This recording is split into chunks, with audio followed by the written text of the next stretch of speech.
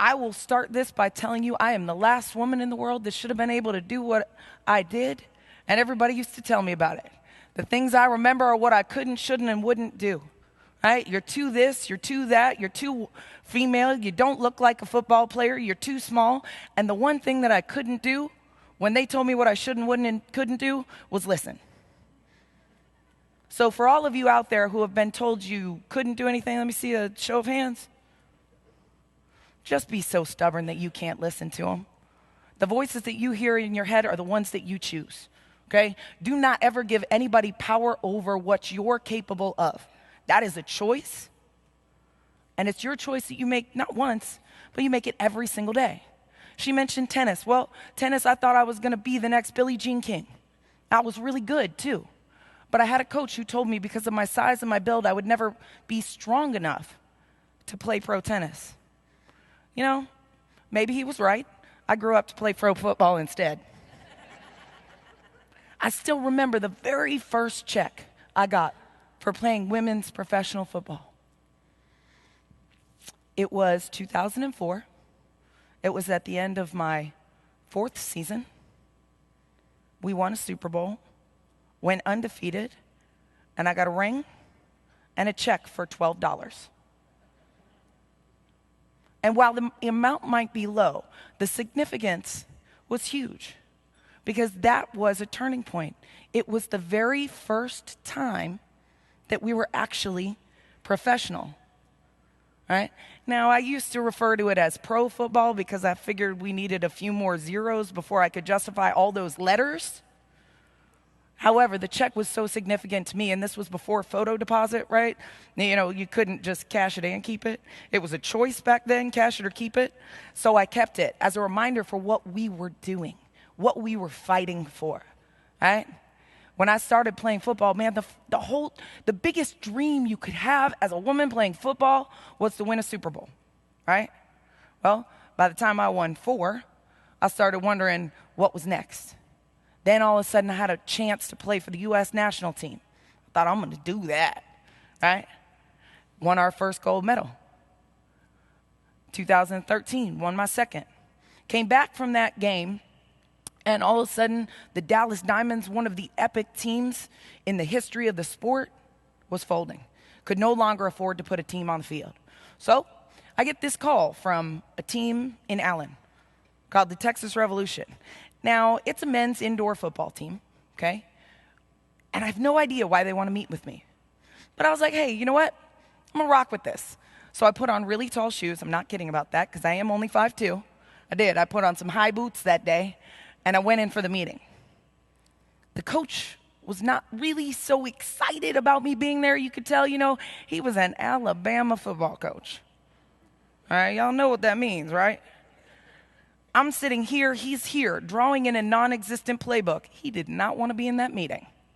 But right across the table from me is the president of the team, Jen Wellter. We are so excited to meet with you. And I was like, what is this guy trying to sell me?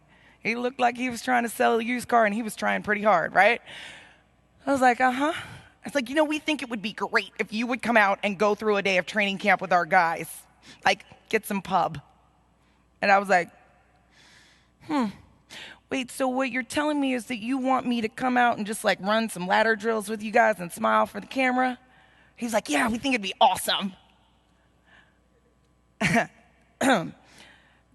Absolutely not. I just won my second gold medal. And to me, as an athlete, that's really insulting. And if I was any one of your guys on your team, I would absolutely hate it. If you want to do anything with me and your football team, I either do everything that they do, step for step, hit for hit, or I do nothing at all. Now, he looked like I had just smacked his mama. I had this moment of, oh, what did I just do? I think I might have just gotten myself killed. And the coach looked up at me and he smiled. It was in that moment that I knew I had stepped into my destiny for the second time. The first time was when I started playing football. The second one was when I talked that moment into existence. Because that was not what they wanted. It was not a legit shot.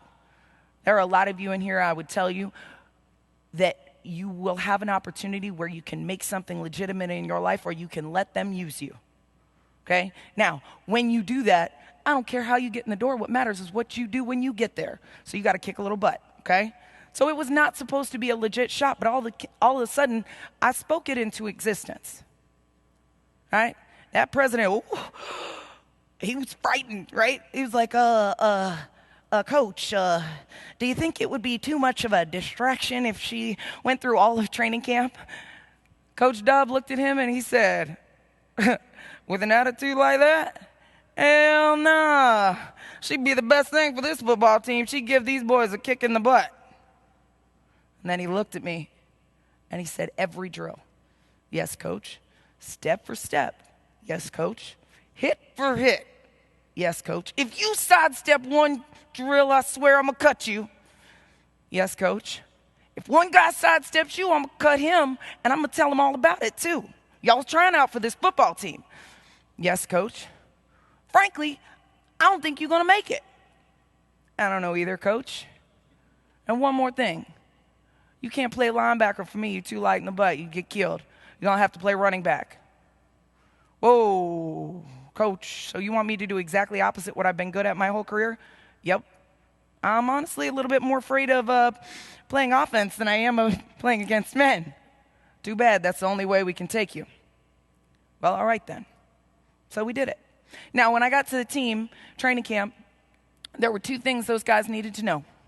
Number one, are you here for the right reasons? Do you belong? Physically. Can we hit you with everything we got, and will you get back up and do it again? I was not a running back. I was not good. But they needed to see that no matter what, I was going to get up, and I'm like, hey, I can do better. Boom. Take the very best hits that they had. Boom. I can do better. Right? That was number one. All right. Should take a hit. All right? Then number two, do you belong? Is it going to be awkward? And for those of you who have been in this, ladies, I am talking to you. You have a choice when you're going into a situation where they are not used to having you there. I want you to assume that it's not the guys don't want you there. It's just that they're not used to it. Okay? Because we make it awkward a lot of the times. Guys are so scared now to offend us that they're walking around on eggshells like, oh my gosh, is she going to freak out?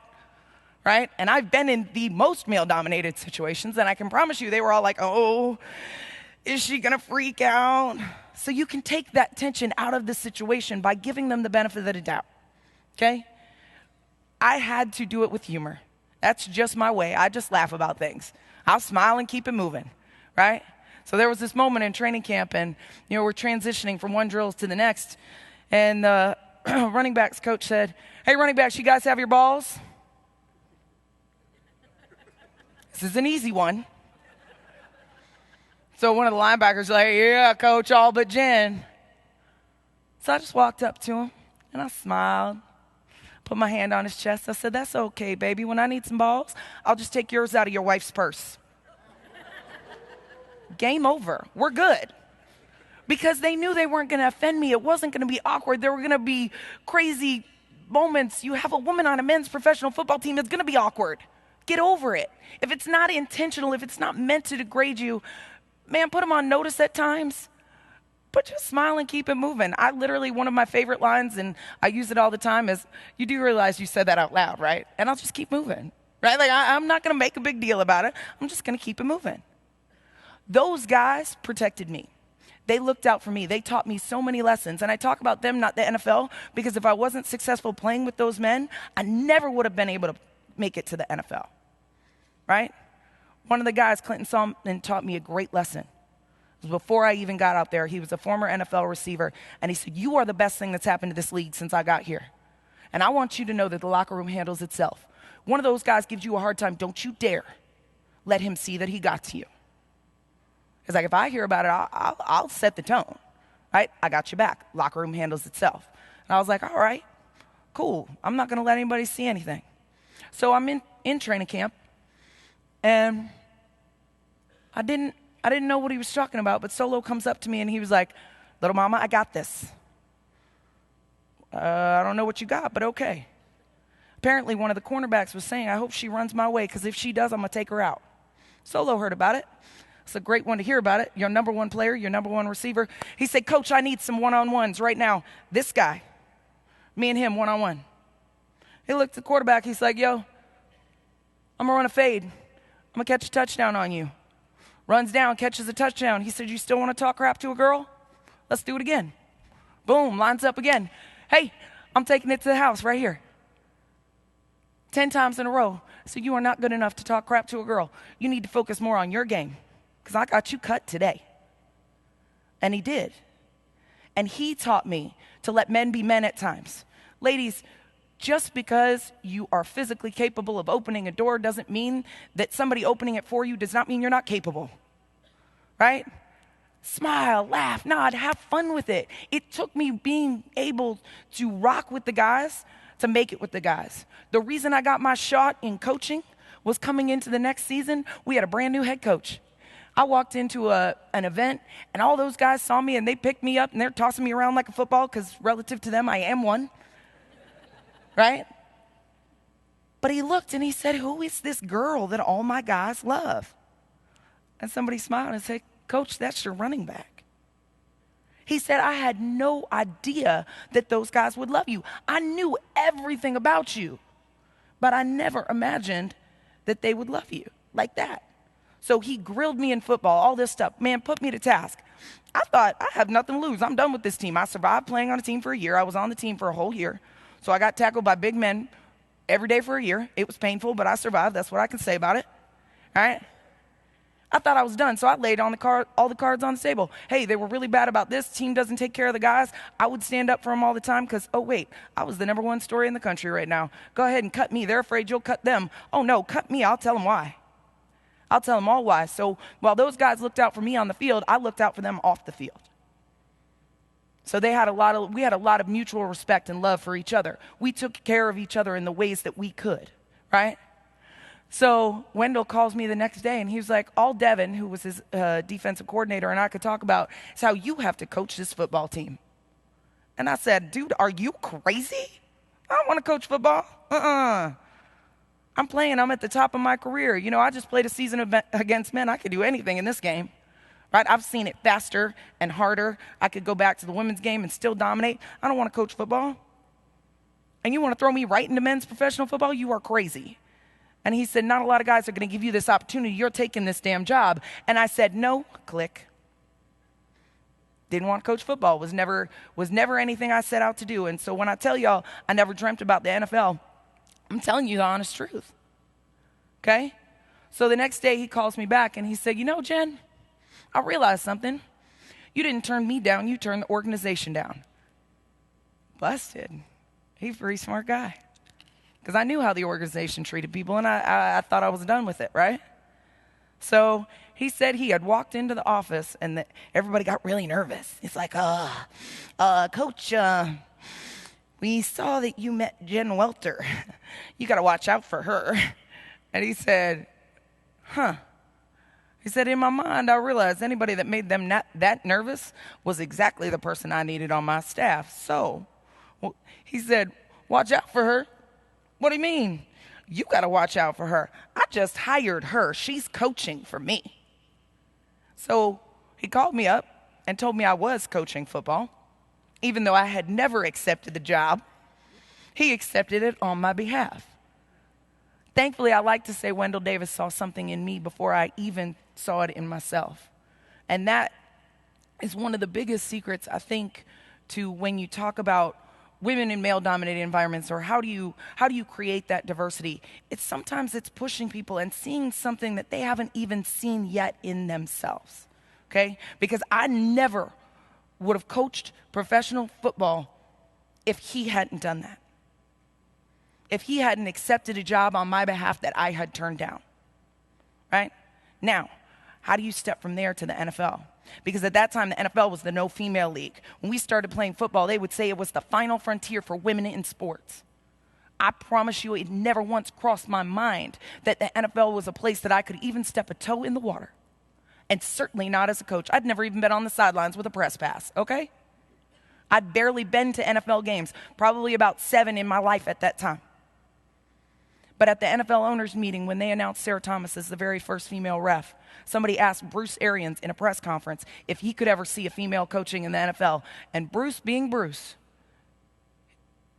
he said, absolutely. The second a woman can make somebody better in the NFL, she'll be hired. So I went back to my coach. I heard about this, and I talked to my head coach. And he was like, well, we should call Bruce. And I looked at him like he was crazy, because that was crazy. And he said, can you get me his number? I'm thinking, dude, you played in the NFL. Can't you get his number? Why me? I've never even called an NFL hotline, right? Like, I never even got real tickets off StubHub. I was probably in the parking lot trying to get some, right? We don't call the NFL. This is the no female league, and you want me to call? You are crazy. So I got home, and it was bothering me like crazy. And see, being a female athlete is a full-time hustle. I think that's why I chose the number 47, because I had to have like 47 jobs. Well, on that day in particular, I created a new one, and it wasn't Devin Wyman's assistant coach. It was his assistant. So I went on the Arizona Cardinals website, and I found a number. And I called on behalf of myself, as if I wasn't myself. I was Devin Wyman's assistant, and head coach Devin Wyman had heard that Bruce Arians thought female coach in the NFL, and he wanted him to know that there was already a female coaching in men's professional football. And I talked my way all the way to Bruce's assistant.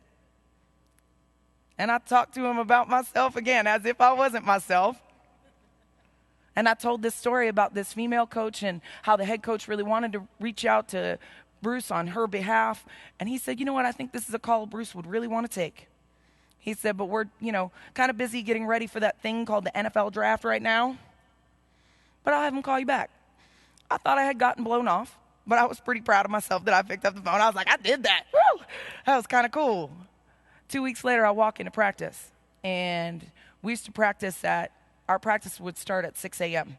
because all of these guys had to actually go to work for their real jobs after they practiced for arena football, because it wasn't a full-time professional.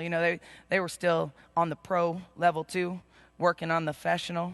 All right, we need some more zeros for that, just like the women. I thought I had left it when I entered men's professional football. It was the same hustle, just a few more dollars, right?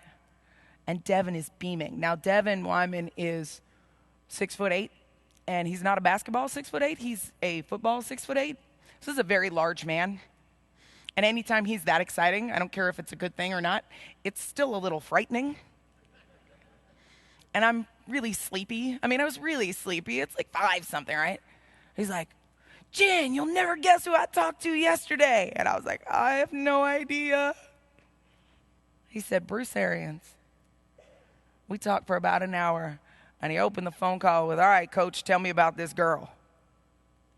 From there, Bruce asked him if I would be interested in the Bill Walsh Minority Fellowship, which I don't know if you guys know, but that was originally designed to increase the presence of African-American males in coaching ranks, former players. So, by the way, all my players would tell me that I was black, just so y'all know. They would. They'd be like, Coach Gene, you're black, right? I'd be like, yes, I do, actually. But it's a very important point, because what they realized is that our hustle was very much the same. And that's one of the reasons why we worked, is because though people saw being a woman as being very different, to us it was a football team, right? And their struggle was my struggle, and they would actually say we thought it was hard on us. But man, I can't even imagine getting into this sport as a woman. When I met with Bruce on the sidelines for the very first time, I realized in about 2.2 seconds why that man was so successful as a coach.